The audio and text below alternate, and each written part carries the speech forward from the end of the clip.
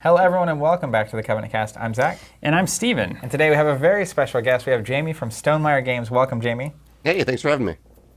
And we're going to be talking to Jamey about one of the things that he's known for, which is transparency in the industry. We'll also be talking about the role of retail and publishing and distribution, and how all of that looks, especially in light of Stone Maier Games as a publisher, and especially in light of Wingspan, which has been making waves throughout all of these different vectors of the industry. So stick around, and Jamey, can't wait to pick your brain.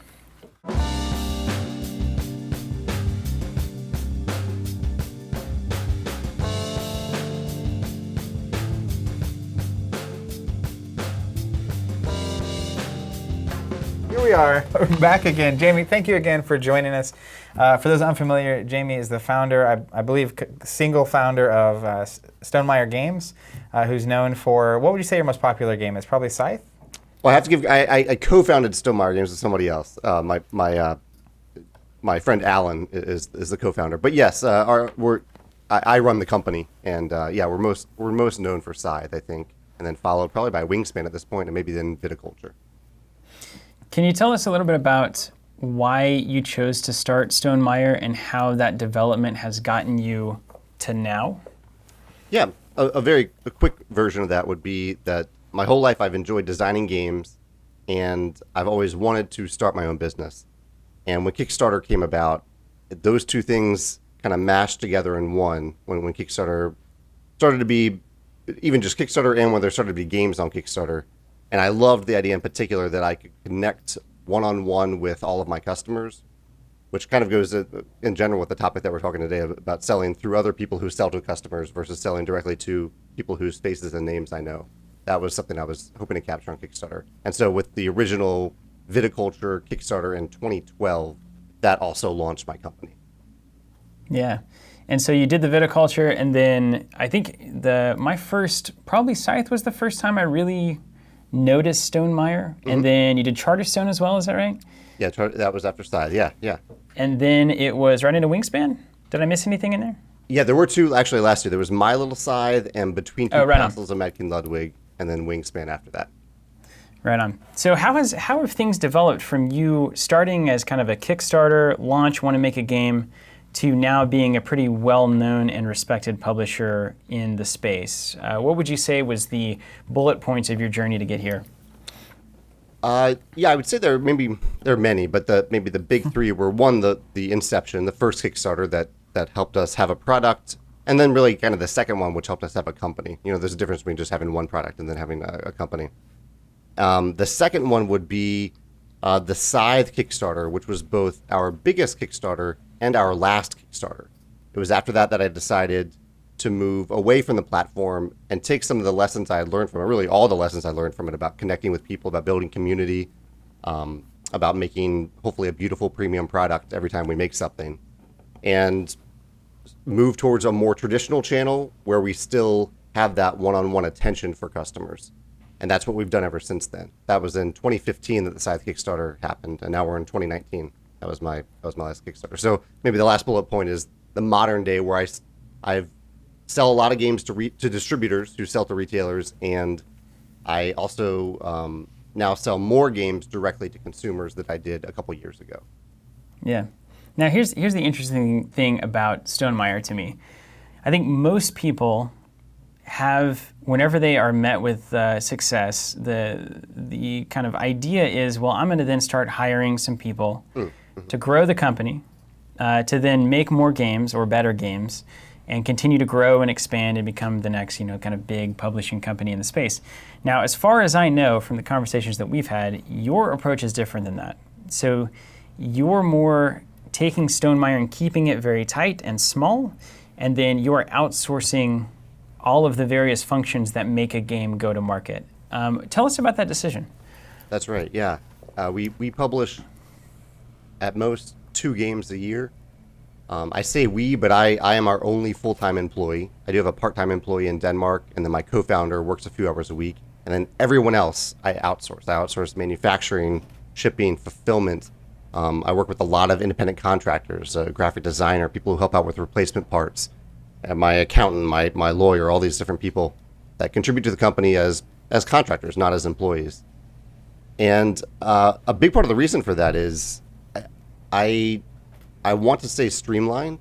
I think we're more agile if we're streamlined and with less overhead. Like what you guys are seeing on camera right now is my 890 square foot condo and my office. So this is the entire company right here. But obviously I don't store tens of thousands of games here. We have a warehouse that does that. So, and I don't own the warehouse. So there's no overhead for me. It makes me very agile. If I want to make the company much smaller at any given time, I can easily do that. If I ever want to make it much bigger in terms of like what we produce, I can easily do that if I have the cash. Because I've outsourced all those things. I don't actually really own anything other than where I live right now. Yeah. Well, and that leads to maybe one of the more fascinating macro level, I guess, strategic decisions that you've made as Stone Maier, and it's kind of the topic of the episode, which is your overall transparency. I kind of jokingly before we started the cast said that you may be the most transparent person in tabletop games, period. And I actually believe that. I'm not sure if you follow anybody else who you think might be more transparent than you, but I even remember seeing earlier this year your kind of annual stakeholder report where you provided sales numbers, units, profit margins, all that kind of stuff. What's behind the decision to be that open and transparent? A lot of times companies, they'll figure something out and they don't want to share that, and you're kind of doing the opposite, and then obviously the entire internet gets to comment on that. But I'd be curious what was behind that decision, and we'll get into more about how it's gone so far, I guess. That's kind of been the spirit of my Stonemaier Games blog for forever, since it really started, with the intent being that if I share the mistakes that I've made and the lessons I've learned, and not just my opinions about them, but also data, that I might be able to help other people avoid those mistakes and do things better than I have. And then hopefully maybe in the long run, I can learn from those people as well, which I have. There are many amazing like Kickstarter creators right now that I learn from. And so that's really been the spirit of it. I do think about transparency. Like even when I write those stakeholders reports, there is a little bit of information that I withhold from it. So I am actively thinking about like what is okay to share, what could people misinterpret or quote out of context and take the wrong way. But usually that ends up being just a very small amount. The rest of it is information that I generally feel can't hurt for me to share. I feel that way. That isn't always true, as we'll probably talk about a little bit, that some information can come back to bite me. But usually at the point when I'm writing it, I think about it and I'm like, okay, I think this is okay for me to share with people, and hopefully they'll get something out of it. Hopefully they'll appreciate it. Do you have any concern that you're going to essentially empower other publishers to then come in and outcompete Stone Maier? That isn't something that I'm actively concerned about.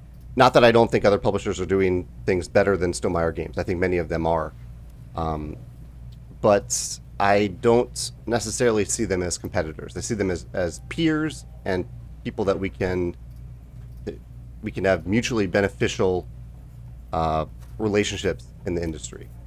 I was just at a convention this past weekend, Geekway to the West, and I encountered a number of designers and publishers there, and in no way did they really feel like competitors. Do you guys feel that way? Do you look at other retailers and think, like when you meet with other retailers, do you feel like they're a competitor? Or how is that relationship for you? I think I would equate it to like,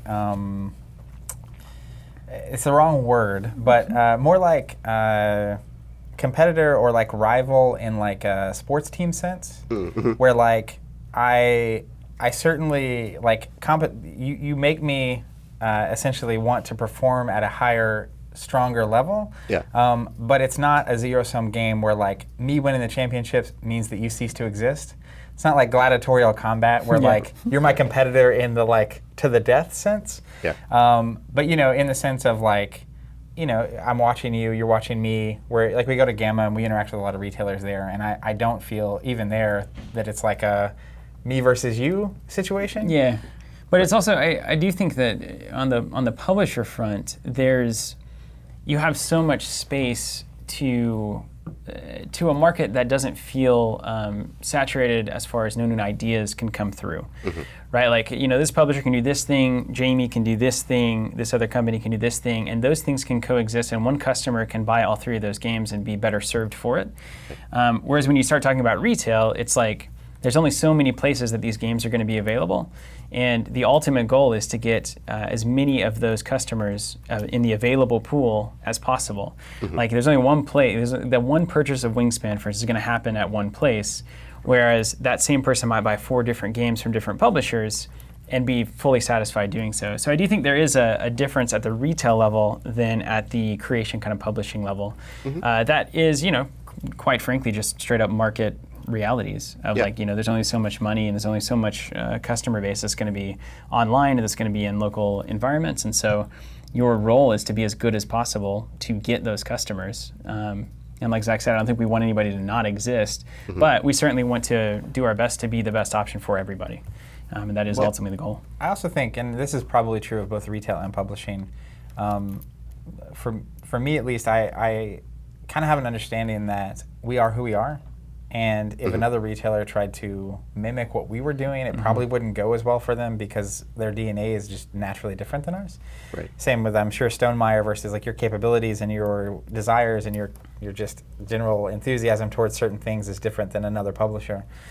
But the other thing is, I have a genuine sense that tabletop games is still, it's been growing rapidly over the past decade or two, and I think it's going to continue doing so.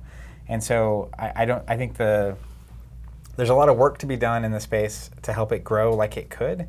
Yeah. And I know that we're going to be we can only play so much of a role in that, right? And so there's just this big wide open space that I am excited for us to be able to, as an industry, kind of explore and navigate. And so that's part of why I also think it may not feel as much like competition as, you get down to because it's still growing so much. I think that's the main thing. You're not fighting over the same little bits anymore. If you miss this customer, like the next one is right behind him or her. So like maybe I'll catch that one and change my method, change my process and catch that one. As opposed to an industry that might feel like there's a limited number of people and it's not growing and it's not changing and you need to go rip out market share from somebody else. Yeah. I think gaining the new players is always an option right now for retailers and publishers. So it might not feel quite as cutthroat. And on that note, this is where the idea of transparency is a differentiating factor that you can use, or that we can use in our individual kind of market spaces to differentiate ourselves from the other people in the space. Right. And I think you've done that exceedingly well, right? You have a lot of respect, and the pro of your amount of transparency, you've gained a very dedicated, a very locked-in audience of people who really enjoy Stone Maier, and they feel like they understand what you're about, what you're doing, and are essentially kind of advocates for your brand, which is incredible and well earned.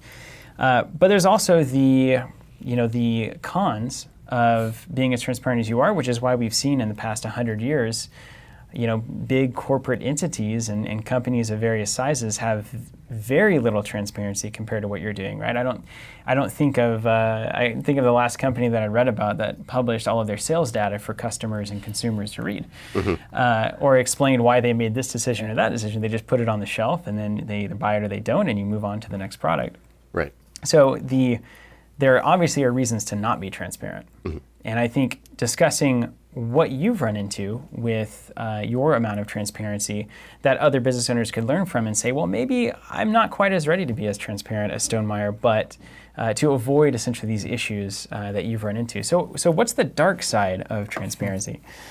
Well, I think you hinted at it before we started recording. You said it in a way that I hadn't really thought about, in that if you build your brand, as I've done, around transparency, and then a certain topic comes up and you suddenly aren't transparent about it, it looks like you're hiding something.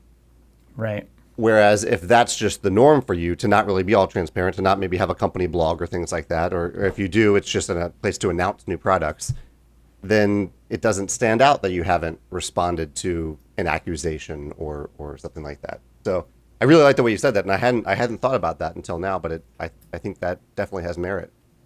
So you think it essentially forces you into the public arena whether you'd like to be there or not? Yes. Yeah, absolutely.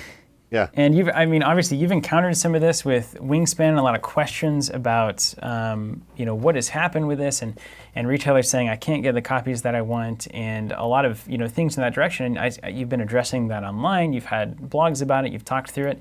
So can you just now that you're I feel like you're kind of on the other side. Do you feel that way, Zach? I mean, the storm has at least quieted a little bit. It's now at the point where things are starting to level out a bit. So can you give us a recap of how you would describe what happened with Wingspan as briefly as you can, and then we'll maybe dive into a few specific decision points there. Yeah. I'll try to summarize it. I guess the most bare bones version of it is I had this game Wingspan.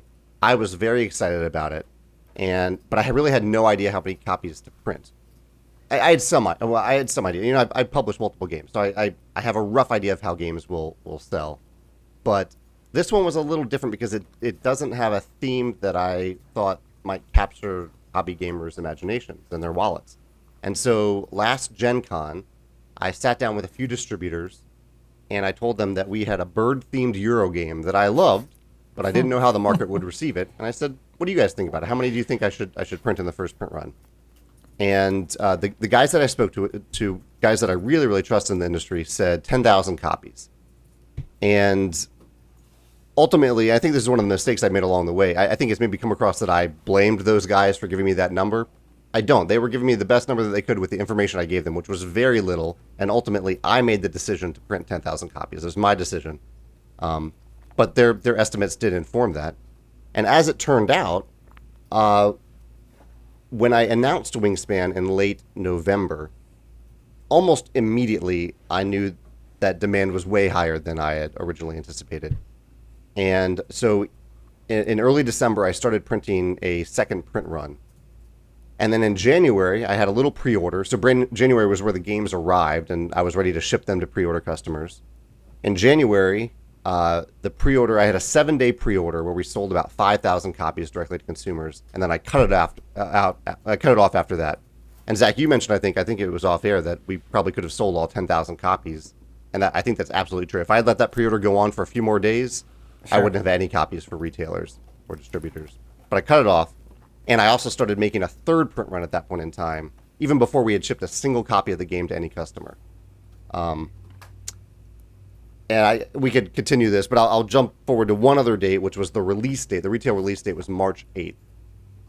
And it was a tough day because a lot of retailers did not hear from distributors that they weren't getting the number of copies that they ordered until that day or the day before, which was a learning experience for me. I had assumed, we had told distributors their allocations back in January. We had shipped to them at the end of January.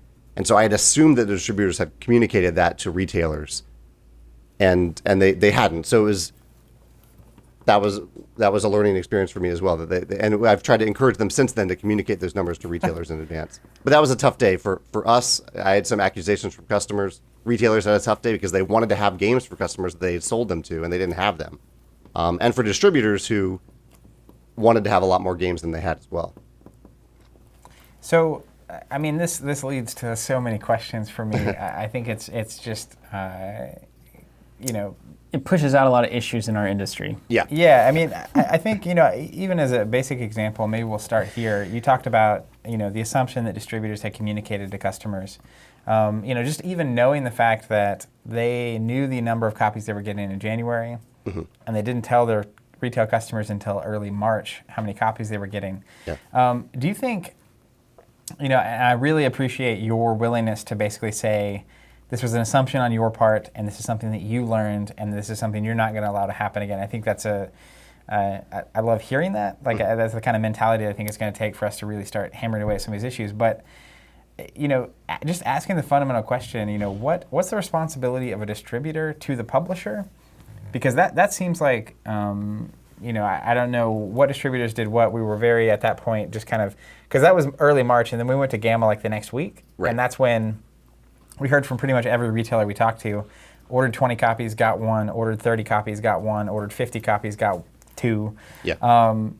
So what do you think the true responsibility and value of a distributor is, and maybe even the entire chain, maybe worth just running that down, to a publisher? Because as you said, right, I think you could have sold all 10,000 copies direct for full MSRP, and instead you sold half of them to I don't know how much the distributors pay, but I know retailers roughly end up paying about 50% on these products. Right. So they get a big discount. So you're taking a pretty sizable hit on that print run. You know it's a runaway hit, and you continue pumping units through that distribution retail system. So what do you, as a publisher, what do you see as the true value and even responsibility of that chain to you as the publisher? For distributors in particular, at this point in time, I'm sure it's evolved over the years, but for us, I could sell directly to every retailer in the U.S. probably. I could slowly accumulate them into a database and sell to them directly. But I'm not connected to their inventory systems, and B, it would involve a lot of little shipments, like me shipping like 3 games to a retailer like once a week. Whereas a distributor, they're gathering together all these orders from retailers and shipping one big shipment of a lot of different games from a lot of different companies to a retailer. I think they do a really good job of that, as far as I can tell. They do something that we could not replicate on our own. Especially, I'm a company with 8 games compared to a distributor that is selling thousands of games to different retailers every day. So I think that's kind of an indirect answer to your question, but I think that's the role that they serve for publishers. They're consolidating all these games to make it easier for publishers to sell them to a bunch of different retailers. Yeah. How do you guys see it? Is there anything you would add to that? Well, so one of the things with the distribution channel in particular that I'm curious about, and we'll just take your example as an idea, like when is distribution giving you the concrete numbers of this is how many copies of Wingspan that we want in this timeline, right? When does that actually happen? Yeah, that's a great question. So with Wingspan, I purposely did not tell distributors the MSRP and the SKU and the release date until the day before my pre-orders started. That's something I learned with Charterstone. With Charterstone, I very early on, almost in the design process, the development process, I announced those things. And the next day I saw Charterstone being sold on retailers, on like online retailers, when I was still like designing the game. And that kind of threw up a red flag. I was like, I don't want you doing that. Like a lot could change between now and then. And so that's why I've held off that information since then. So distributors don't have that information for my company until I tell them the day before pre-orders begin. And then I usually my broker gets distributor orders about 2 weeks later, 2 or 3 weeks later. So typically, like with Wingspan, we went to distributors and said, okay, these are your allocations based on these 5,000 extra copies that we have for you. These are how many we can potentially give you. Do you want all of these copies? So we've allocated. My broker allocates them based on their ordering history.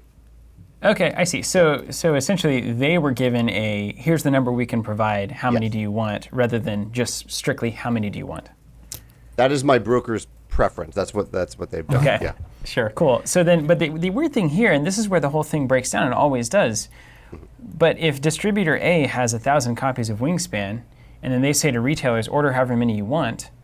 That it seems like there's a lot of sources for problems there. Because what if they have more than 1,000 pre-orders? But part of the problem there, right, is like if you list only 1,000, then you go onto the system and it's like I try to put in 2,000, it says only 1,000 available. Right. So then does a retailer just say, oh, this is really short, I'm going to order all of the copies?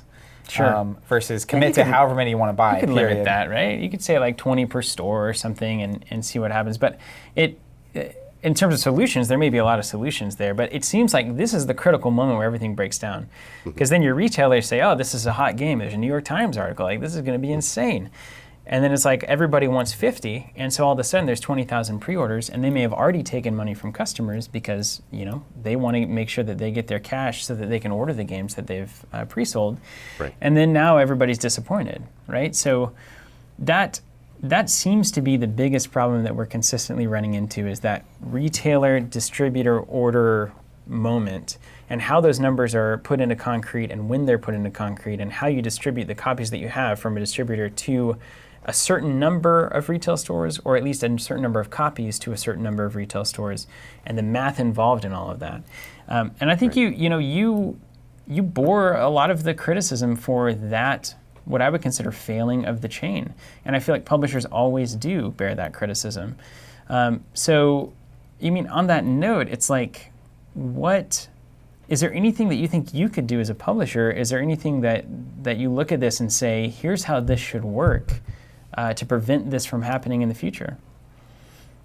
Yeah, I try to look at this from the perspective of what I actually have control over right now, and a little bit of what can we do, what can we all do better in the future. From the perspective of what I have control over is better demand forecasting.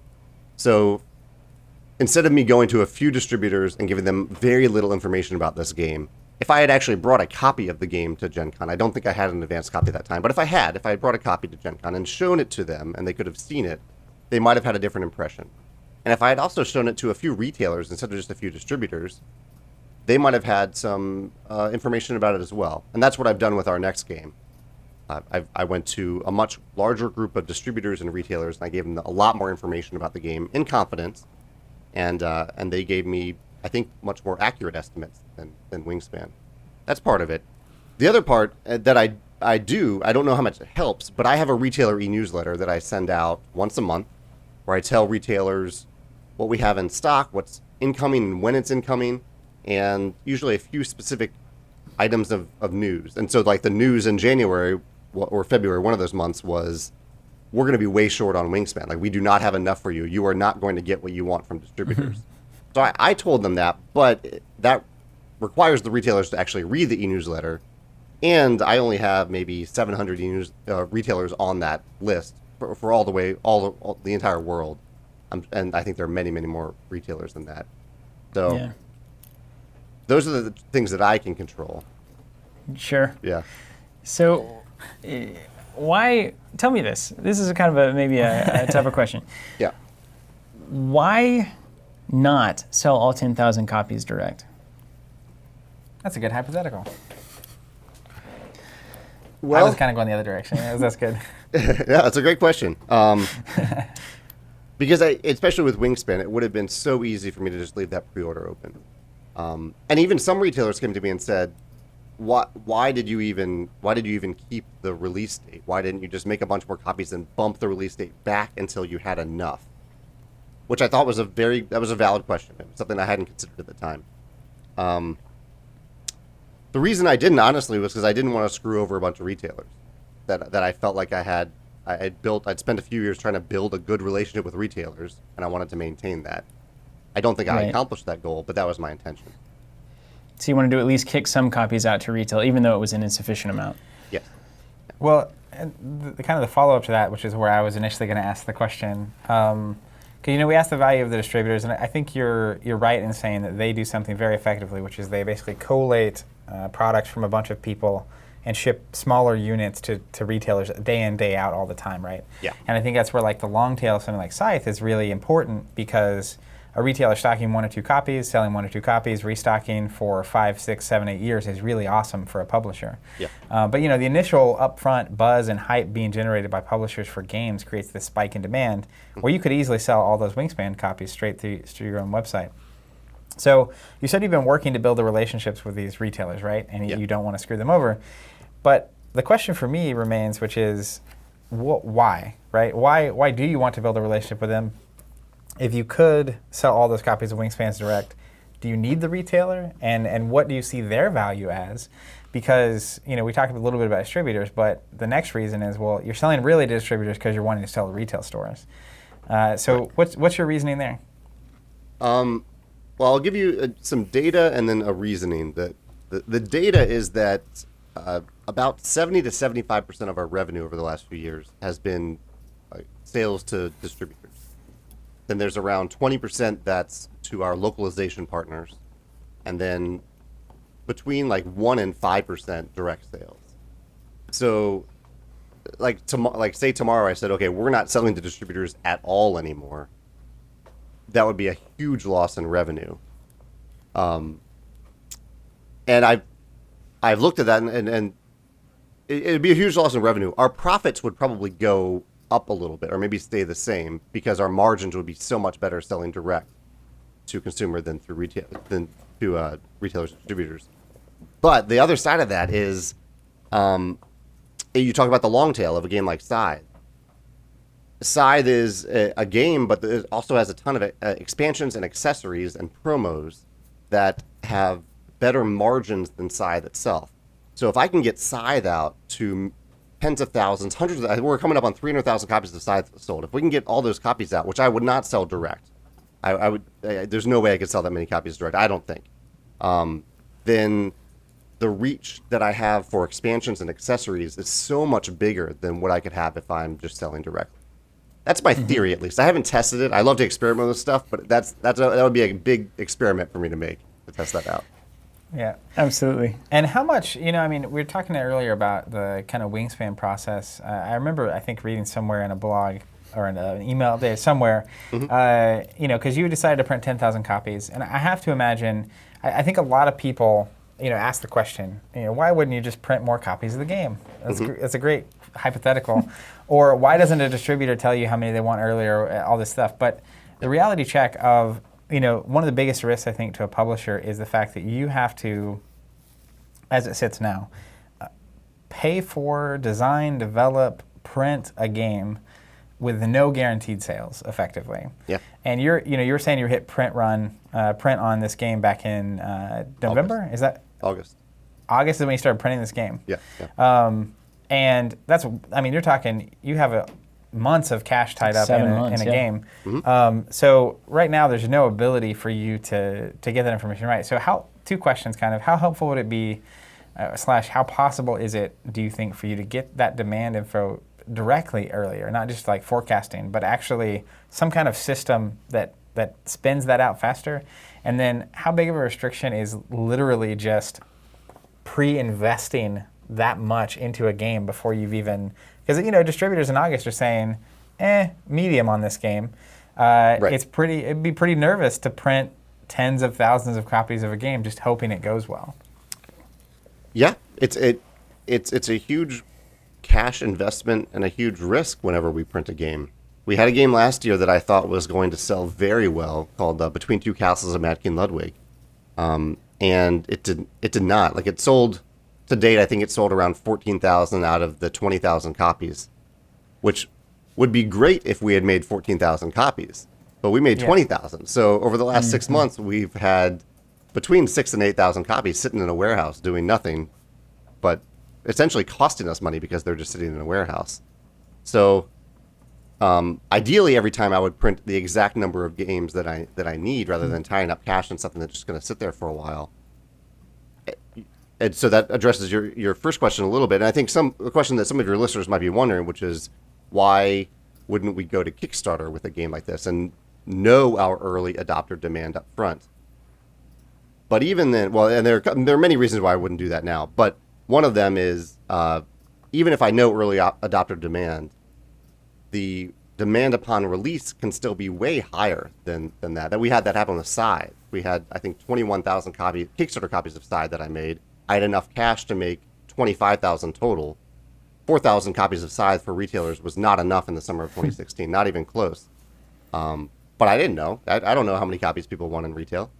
Right. And so your question was, your other part of the question was, why not figure out what that demand is up front? And I think Kickstarter can help out a little bit, but it's not exact. And I think with our method of accepting pre-orders when the product is already ready, rather than 6 to 8 months before it's ready, like on Kickstarter, I think creates a new decision space for customers.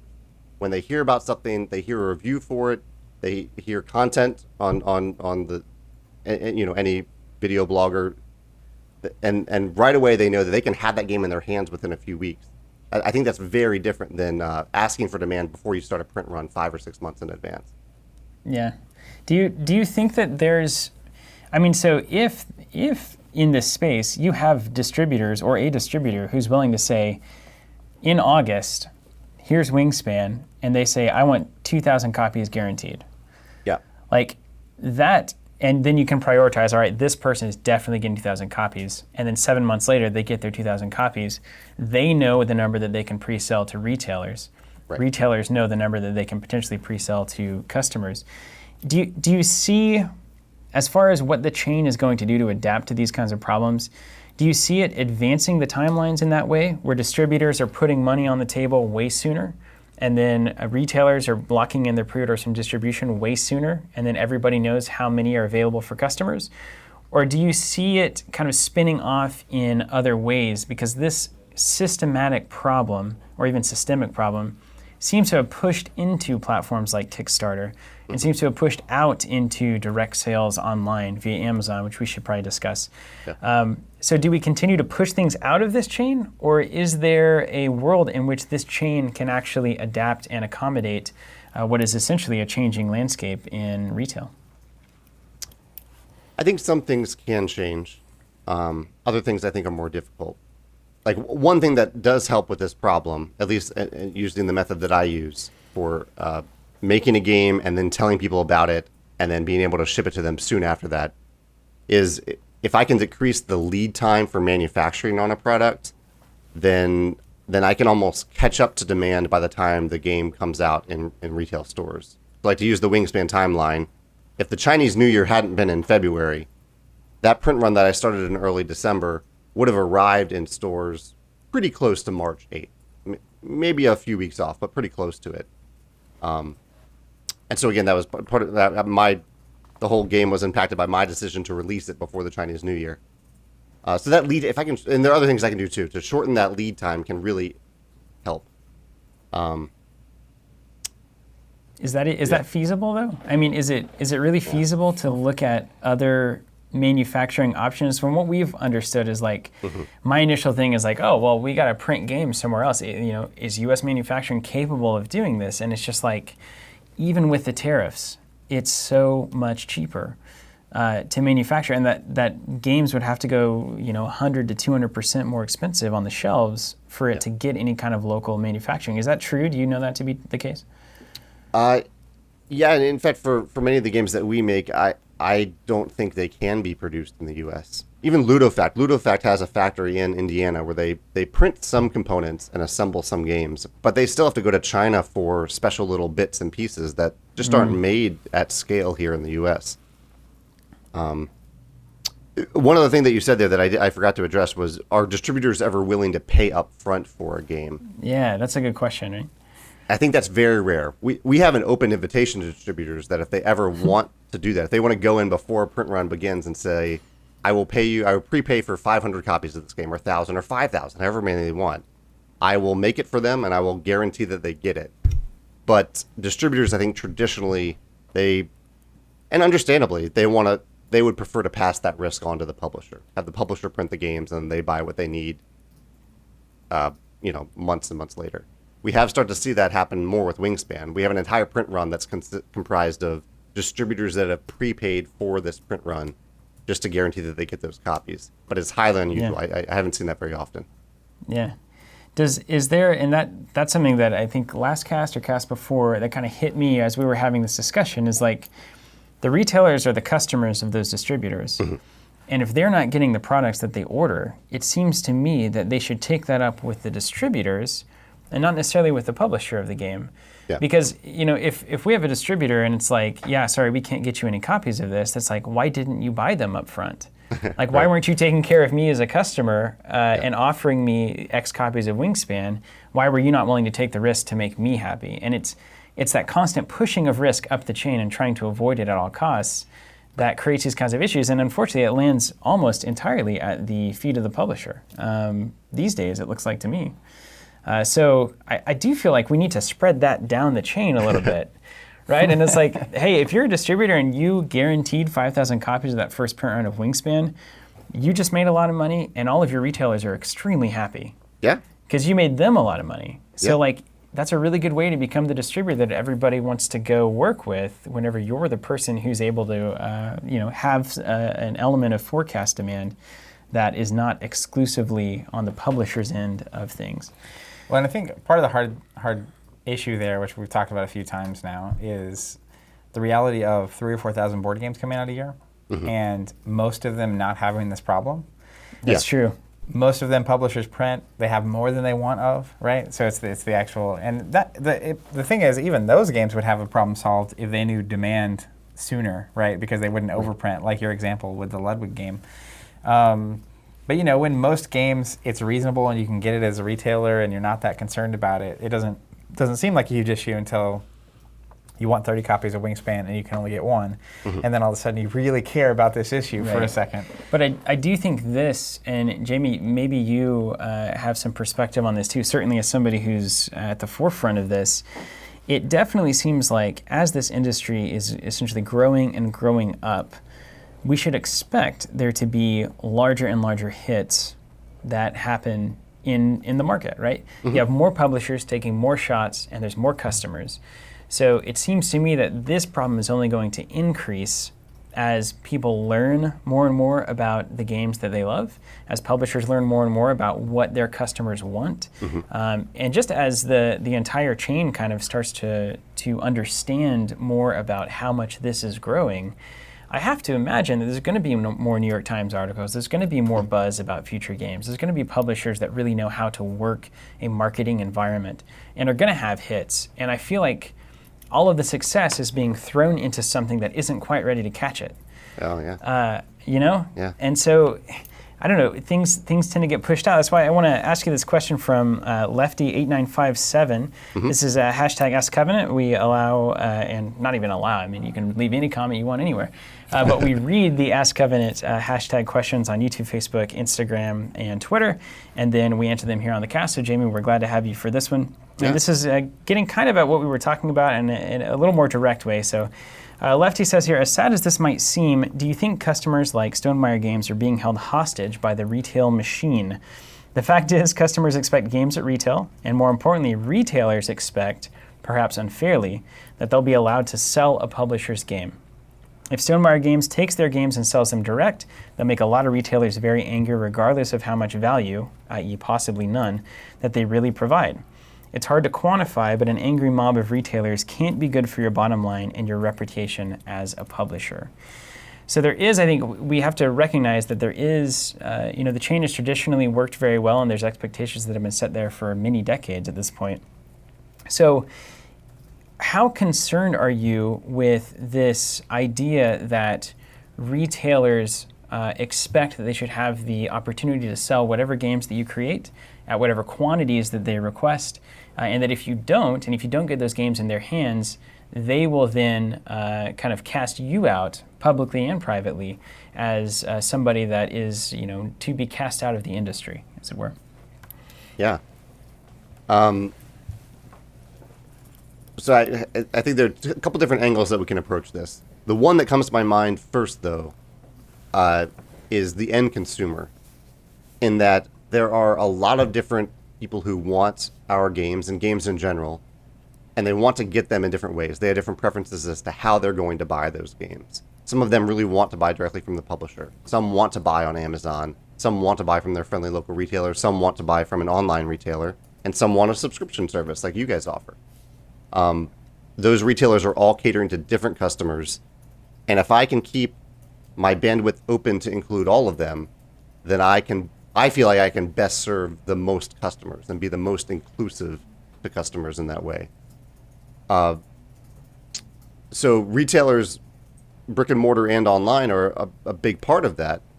A big part of, like, they're essentially, rather than holding Lefty uses the word hostage, I feel like they're almost holding the customer.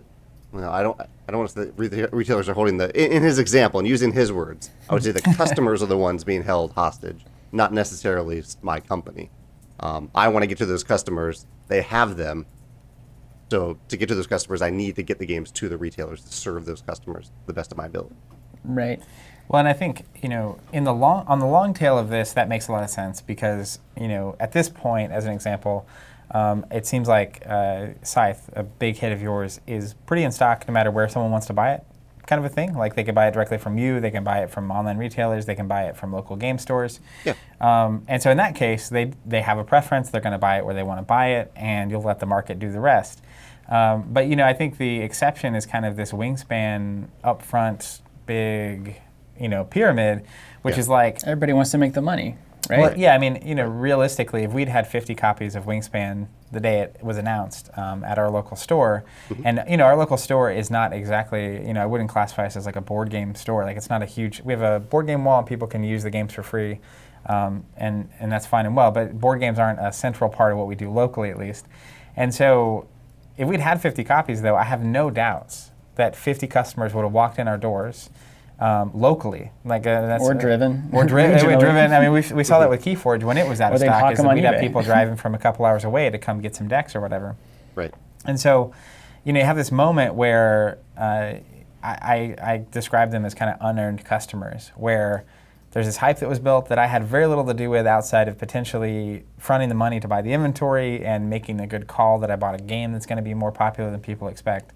But I don't see that as a place where retailers add a huge amount of value. The retailers that call it are making good bets. It's where you get to the point where the customer is looking for any place they can get this game because of the hype that was generated outside of those retail outlets. Yeah. And so if you have it, or if Amazon has it, or if Miniature Market has it, doesn't matter. They will go find it. Yeah.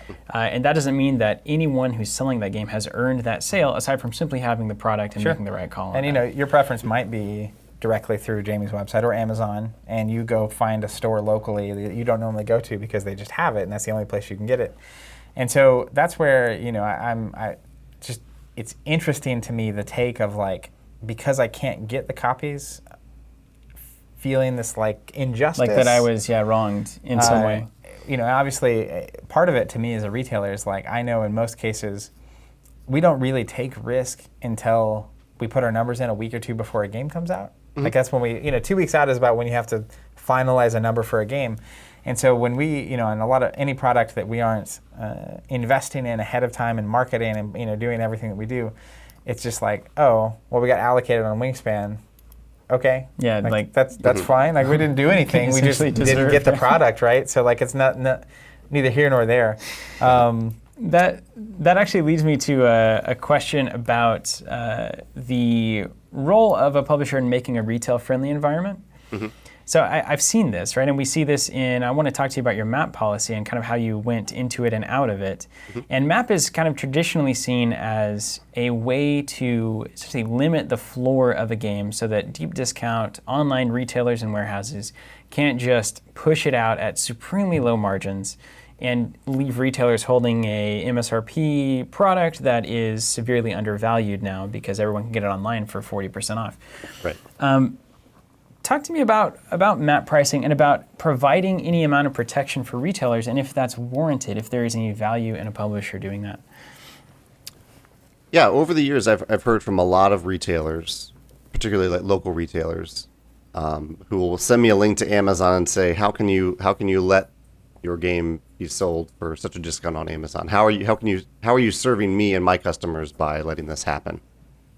And I think that got under my skin over time after hearing this repeatedly, and I started to take a pretty good close look at the way that Amazon works and the way their algorithm works, and what I saw was what I perceived as a race to the bottom, in that if person A or retailer A is selling a game on Amazon, and retailer B is also selling a game on Amazon, you can have a price war, basically, where they each are incrementally decreasing their price to have the lowest price on Amazon, so that they're in the buy box, so that someone buys from them. And that to me seemed, it didn't seem healthy. It didn't seem like something I wanted to really encourage. And I thought it was distinctly different than online retailers, or really any retailers, who selectively look at each other's prices and maybe lower the price a little bit for a day or two. Like, this is a built-in algorithm where it's designed to do this, designed to offer customers the lowest price, which I respect, but I wanted to try to fight it a little bit. And so I implemented a map specifically targeted towards Amazon in the US, a 20% map, and it didn't quite go as planned. Yeah. Yeah, so what happened? I mean, can you even enforce, what kind of mechanisms do you have to even enforce that kind of a policy? That's the tricky thing. The only enforcement I have is I can stop selling game. I can ask a distributor to stop selling games to a retailer who is selling games on Amazon.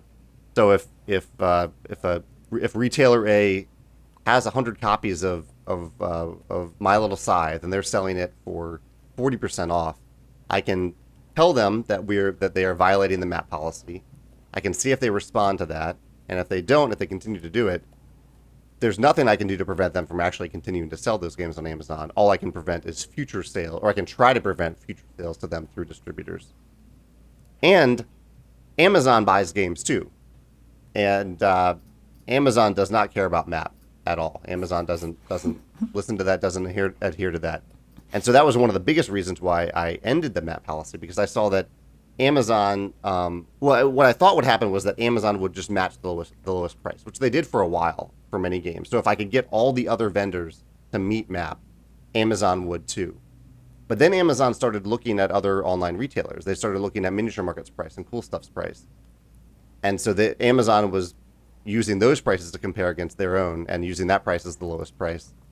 And so I was basically unintentionally allowing Amazon to sell for under MAP, where I wasn't allowing other vendors to do that, which wasn't my intention. But once I saw that happening, I was like, I can't, it's not ethical for me to continue to do that. So I could have either stopped selling to a distributor that sells to Amazon completely. We have one distributor that sells specifically to Amazon and to other online retailers.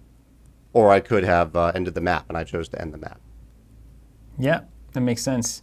Now, on the Amazon note, Jamey, what's I know that the kind of the final thing for me on the Wingspan rollout. Yeah. You have a lot of people, I think, confused and concerned about how it is that you would, sell a print run to Flat River, who sells to Amazon, as opposed to sending those 10,000 copies through the distribution retail chain, which was obviously very much in need of those, as they would say, as we would say. It's like, this is a product that's in demand. Why is it not coming this way?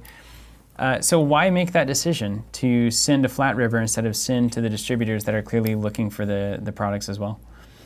Well, it goes back to what I said about customers and how different customers seek to get games in different ways. And so when we had that initial 5,000, I had 5,000 copies available for distributors after the initial Wingspan pre-order. I went through a fairly standard allocation process with my distribution broker. Where some of them, those games went around the world, to distributors around the world, and some of them were allocated to Flat River. And you're right, I could have gone to my broker and said, don't sell any games to Flat River. And that's on me, that's my responsibility. But looking back, I don't think I would have made a different decision there. Because Flat River is a company that I think we have a very good relationship with. I found that if we don't have a sales channel to Amazon through Flat River as a distributor, Amazon will still find a way to get those games through another distributor that we don't have control over. I'd rather have control over that supply chain than not. And so ultimately that is my call. And I think if people are angry about that, if retailers are angry about that, that is my decision to continue to sell to Flat River. Right. So the hazard there, you think the hazard there is basically like Amazon could scoop in and grab copies from other distributors that were intending to sell to retail, but Amazon could make a better deal and basically say, send them to us instead, and then the entire chain of retailers basically can get wiped out of supply? Is that the hazard of not controlling the distributor, as you've said? Yes, yeah. And unfortunately, well, it's not, it's happened before. It happens, not with Wingspan, but I've seen it happen with other games. When we weren't giving Flat River a steady supply of games, we definitely saw that happening, where Amazon was reaching out to other distributors. And we would even contact some of those distributors and say, hey, are you selling games to Amazon? And they wouldn't tell us the truth. And we eventually figured it out. But I would rather have a company that I trust, like Flat River, who's going to tell me the truth, that I can control that supply chain through, than to have Amazon, or to have these other distributors not tell me the truth. That's crazy. It's fascinating, That's really. really crazy. I didn't fully appreciate that side of the story. So I have one more question for you. In hindsight, like I said, we've been talking a lot on the show about Wingspan. So I'd be curious if you could go back to last August. Yeah. What's the one thing that you would change the most? What's the lesson you're going to take from Wingspan, and it'll affect your business moving forward more than anything else? That's not print more copies. Oh, That's definitely okay. Or Well, rather, let me say that how- first, because that is a real answer. I would print Yeah. more copies. Like, there is no Yeah. I'm not trying to create artificial scarcity with Wingspan. I want to sell as many copies as possible. I want to, so, but yeah, wait. So print more copies. What else? Is there anything else you could see in the Wingspan rollout that you would have done differently now, looking back? I mean, I'm curious if you guys have any thoughts about this, but that really is the main thing. And it ties back to how I approach distributors with the concept of the game. I think if I had informed them better, I think they could have helped serve me better in making those estimates. That sounds like the main thing to me. If I were Jamey sitting there, I'd be like, well, I can definitely do a better job of getting a more finished product to the people who are going to help me predict demand so that they can do a more accurate job of it, yeah? Exactly. Yeah. That's Cool. fair. Yeah, I feel like just kind of thinking back over the conversation between that and then having the game release around Chinese New Year. That's true. Yeah. And then I think even if the retailers had the information in January or February when they probably could have had it, the shock value would have been a lot less. Like if they had known about their allocations Yeah, like from if distribution. February 1st, it's like, hey, you're going to get heavily allocated. I just Beware. know this, yeah. I feel like there would have been a lot less strain over that, and also even at that moment knowing there's already more print runs coming. There's this like disconnect, right, where retailers I think a lot of times are in the dark, and that creates a lot of angst when they don't need to be in the dark necessarily. But I will tell you, Jamey, I mean, of all the ways that this could and potentially did have complications, I think it's still better than other companies that have dealt with this, which is the general strategy is say nothing, bear it, hope for the best, and they'll show up when they show up. So certainly this is not to say that you handled it perfectly, but I think that the communication and the way that this was handled is certainly still the best that I've seen in this industry. So you bear a little bit of praise for that without any doubt. And you made a hit. I mean, you made a game that the whole world wants. So it's hard to not sit back and at least celebrate the fact that, this is a great job, as you said, catastrophic success. And it's hard to have such an association with what might have been mistakes with Wingspan without really understanding the macro truth that you designed a game that is appealing to a wide and more mainstream audience than this industry, I think, was anticipating or was ready to accommodate. So keep doing it, yeah? Just to be fair, I published a game. The designer is Elizabeth Hargrave. I want to give her credit for it. Yes, yeah. And it's great. I've heard a couple of interviews with her, and the illustrators bear mentioning, and we mentioned them in the newsletter that we sent out about the game, because it's so worth mentioning how much the visual side of this game is one of its big selling points. Yeah. For sure. So you at least brought them together. I guess you deserve a little bit of congratulations for that. On that note, so Wingspan, is this a game that's going to keep going? Are you going to expand this? Is there going to be future products for this game? We started our Wingspan subscription anticipating or hoping that this would be the case. But are you willing to share any kind of concepts for what you might have planned as far as expansions? Yeah. I'm really excited about the future of Wingspan.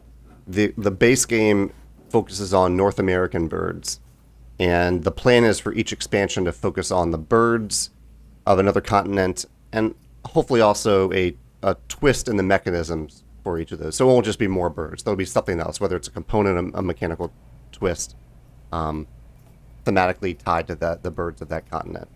So I'm not quite ready to reveal what the first continent will be. We do know what it is.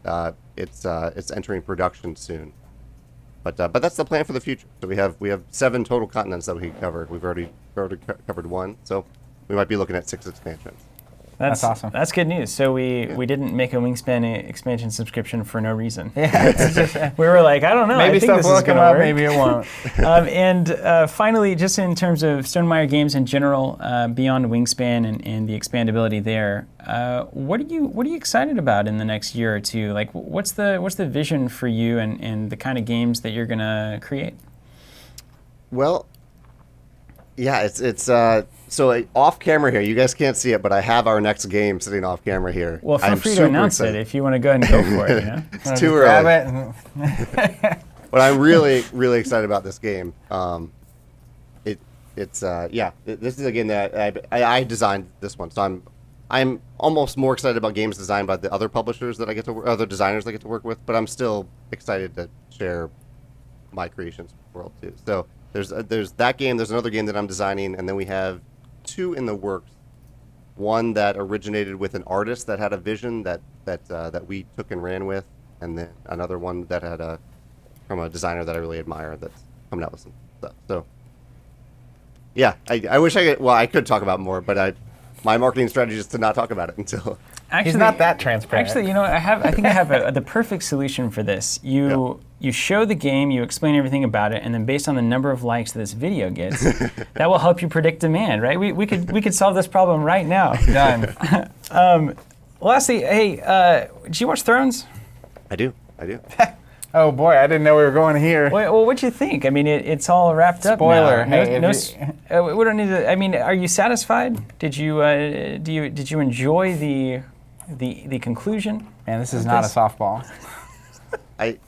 I'm curious what you guys think too, but I'm the type of viewer of Game of Thrones where I give it the benefit of the doubt as often as possible, because I'm just grateful that we had such an amazing, epic, and well-produced show on air. So, like in a few weeks, I might look back on yesterday's episode and be disappointed about certain aspects, but right now I'm satisfied with what happened. I thought there were some great scenes, some great visuals, some amazing visuals yesterday. So overall, Zach, what do you think? I haven't gotten your thoughts on this yet.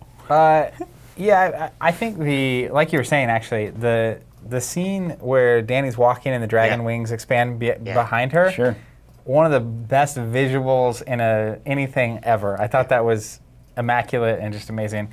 My comments on it after I watched it were, this was notably fine. Like, it's not, I also read the book, so like, if I took away season 7 and all of season 8 except for the last 2 episodes, I can fill in the gaps from the show and the books to get to this moment and believe it. I'm not upset with where it got. I'm less happy with how it got there at the end. Sure, yeah. Felt a little rushed. Yeah. It's fair. Yeah. But in general, I was fine with it. Yeah. And the main thing is it's a chapter, a book that I can shut, and it can be over in my heart. I think the key thing that they did was, and maybe this is kind of a Force Awakens thing too, is they ended it in a way that you're not left dissatisfied or upset that you spent so much time being invested in it. Mm-hmm. And I think that's a very delicate thing, because if you take a big chance and you miss on it, the repercussions of that are pretty tremendous. So I think it was fairly safe. And the critics will have a lot to say about that, about how they could have done this and this was more in character or that. But for the majority of us viewers, I think it's a good way to end the ride, and was a pretty enjoyable way to send it off. I like that. Good? Yeah. All right, Jamey. Well, hey, thank you so very much for joining us. Hopefully we can do this a little more often. We have been talking about these kind of deeper industry issues for a while. We're not sure if it actually is to our benefit in terms of people enjoying it on the cast. But we certainly do, and we really enjoy you coming on and giving your take on this, and hopefully it's a dialogue we can continue long into the future. Please keep doing what you're doing. We really appreciate your presence here in the space. Thank you. Yeah, I appreciate the opportunity to talk to you guys about it. And if any one of our viewers want to catch up with you, what are the best things that they can do? Everything is centralized on StoneMaierGames.com. So if you want, however you want to consume content, you can pick and choose based on that hub. All right, awesome. And everybody should do that. It's definitely worth looking at. Thank you guys so much for listening and watching. And until next time, keep playing.